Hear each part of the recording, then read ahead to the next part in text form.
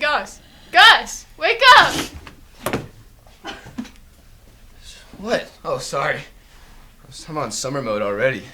Yeah, me too. It's a good thing that we're down to only 4 more days, or however many more when you're watching this. Well, welcome to the final newscast.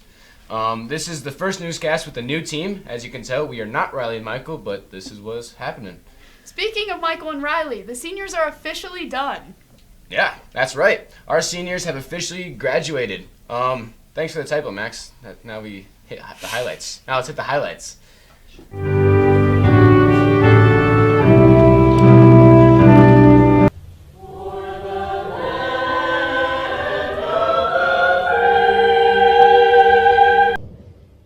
Graduates, you made it. Remember to get a little bit gritty and work hard through challenging times. Today is the first day of the rest of my life. I'm going to make it my best day yet. These students represent the best that Big Sky has to offer. Right now, the administration is looking up at me, wondering if I will stay on script. All I will say is, I think an unpredictable speech is fitting for an unpredictable year. So to the class of 2021, thank you so much for taking Sky into your hearts all those years, and hopefully keeping her there for years to come. Sometimes you must unlearn what you have learned. You were waiting for the Star Wars quotes, weren't you? Hopefully, okay. All right, here. Try not, do or do not, there is no try. In mind what you have learned, save you it can. Much love to all of you, and congratulations, class of 2021. In all honesty, our experience in the pandemic should only fuel our success. We are more equipped to handle challenges than any other senior class in decades, to persevere in a challenging situation, and to conform our identities to quickly match the needs of the world, even when that world is rapidly changing. Congratulations, class of 2021. I'm so proud and thankful to have been a part of your lives. Thank you all for crafting such a magical journey, and I can't wait to see where we all go next. Thank you. Ladies and gentlemen, I now present to you our graduates, the class of 2021.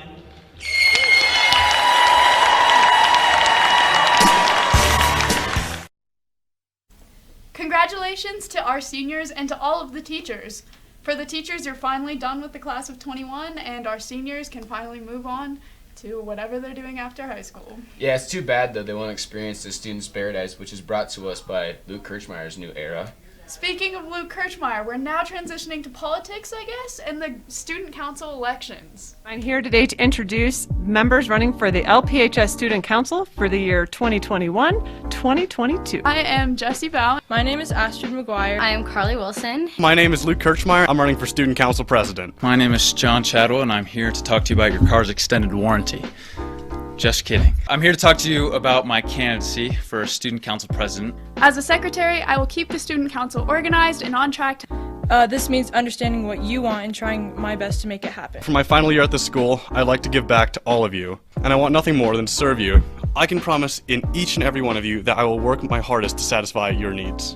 That you guys want more engagement. You want something better. Let's do this thing. We can make the school more fun and more engaging. Please consider voting for me, as I know I will do a great job. John for Student Council. Please vote for me, Astrid McGuire, as I will be your voice in all things money. Please vote for me, and I promise to keep LPHS organized and moving forward next year.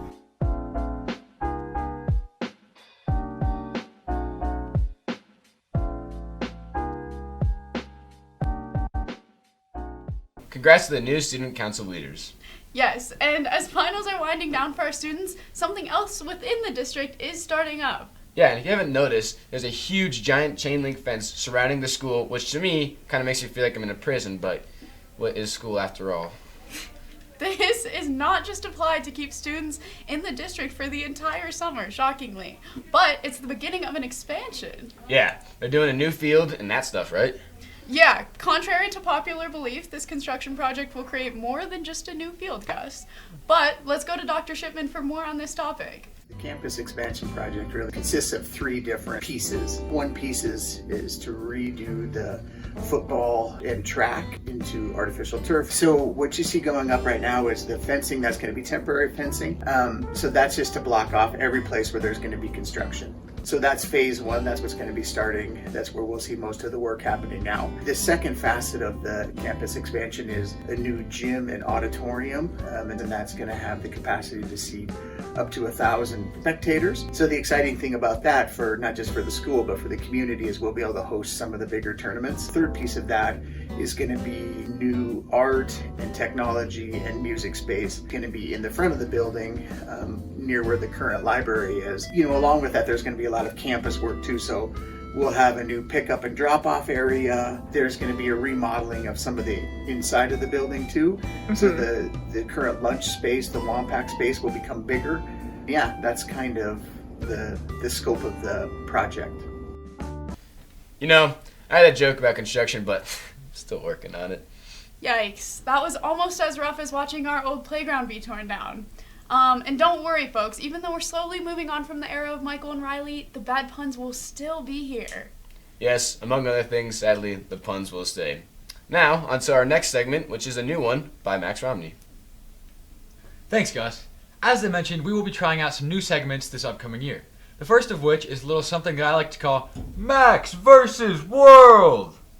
Yeah, so basically I do different challenges against people from around the district and I try to win. So you can enter these challenges by sending me an email or finding me in the hallway. I promise I won't bite. You can come up to me and you can tell me something you would like to compete in and somebody that you want me to compete against. It can be you or you can volunteer one of your friends. Now, without further ado, here is your anchors, Max versus Gus, in a 3-point contest. Max versus World!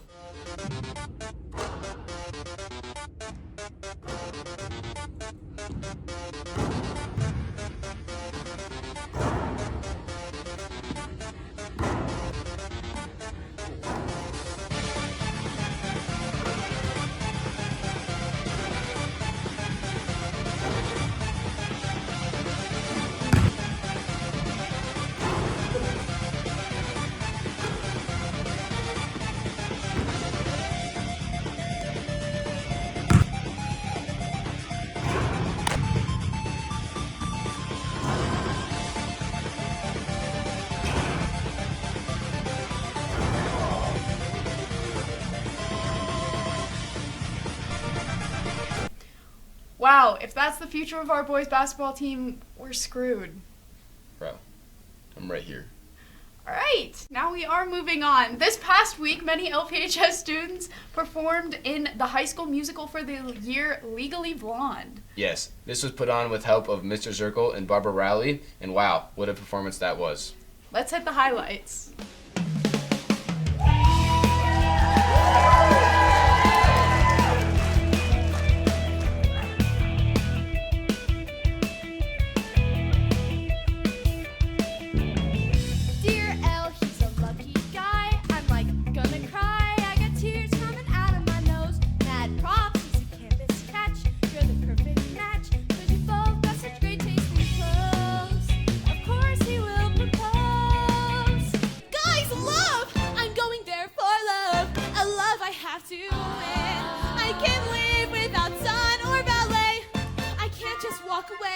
You have the right to remain silent. Anything you say will be used against you. Now, when you choose a law career, the moment you embark, there's that joke you're bound to hear. A lawyer is a shark. Ignore that. It's simplistic and it's dumb.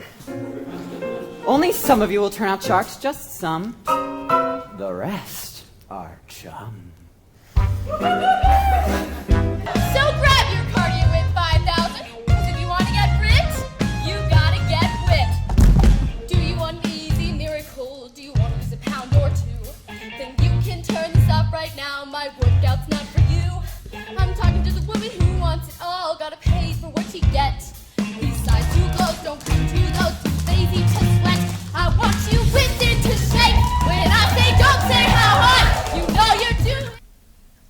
Now, in other Delta news. Oh god, the puns are getting worse. No, but a serious congratulations to all of the Lone Peak thespians who participated in the play. Whoever came up with the term thespians? Like, it's a perfect 5th grader humor. If only we had a segment from the 5th graders. Now, what a perfect transition. Wow, we may not have a segment for the 5th graders. We do have some data around the school. We sent out a poll from K through 12, and here are some of the responses.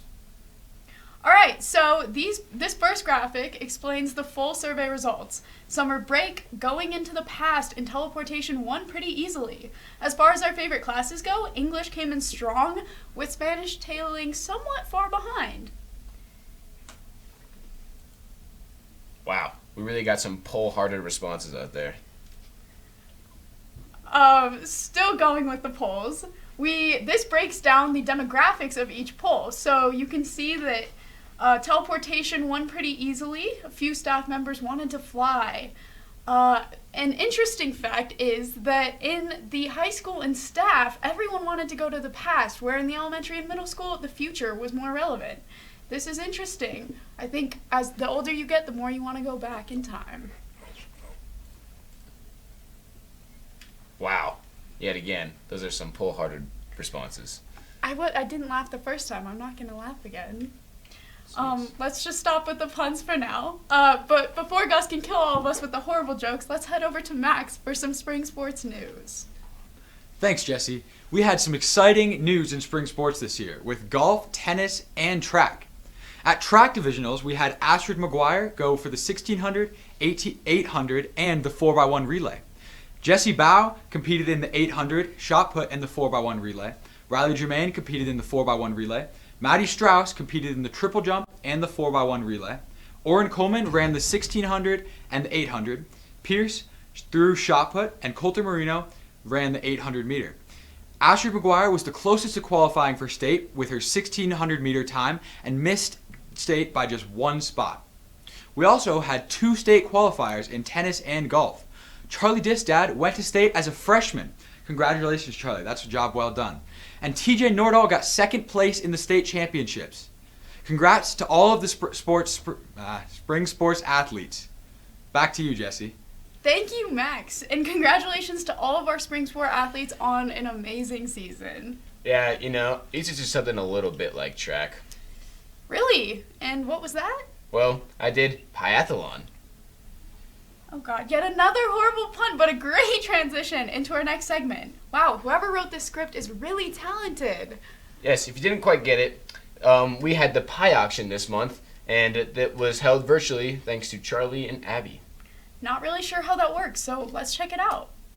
Well, I think the pie auction came from humble beginnings back in the early 80s. Probably some parents and people in the school said, there's some things we need, and what better way to bring some money and people together than to bake pies and auction them off.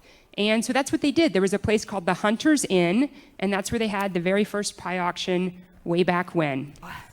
Oh my gosh, what are we doing? All right, we're back just in time to fill the pie and pop it in there. Oh my gosh. Get the lattice work. She's got blueberries. She's got brown sugar. Brown sugar is the superior sugar. Oh, yeah, it really is. It's the extra delicious sugar. All right, so throwing this in this is our pie crust that we already made. Oh, that looks so good. No Mexican resort for me. No, look what I'm wearing here. Pumpkin pie. The worst of the pies. Yes. That's me. Yeah. Shouldn't even really be a pie. Yeah. Yoda. Yoda's a Disney character? Bought by Disney, I was. Ah. No, I can't take you seriously as a pumpkin. But yeah. So 3 nights in Cabo were also It's because I touch my generously- stomach a lot when I wear the pie. I'm actually thinking I might need some leche de magnesia here to wash this puppy down. I'm gonna take a chocolate milk, I think. Just bring that back with me. Thanks for that video, Charlie. And on that note, Charlie, Abby, and Mr. Blessing, we can't thank you guys enough. Even though they might not get the glory, they still should get the fame. Yeah, we do not know what we would do without you. I tried for a pie joke, but it didn't work. Okay, Jesse, it takes years of practice. Okay. Well, in first time in LPHS history, I'm Gus Hammond. Good night, San Diego. And this is Jesse Bao, And I'm Max Romney. signing off.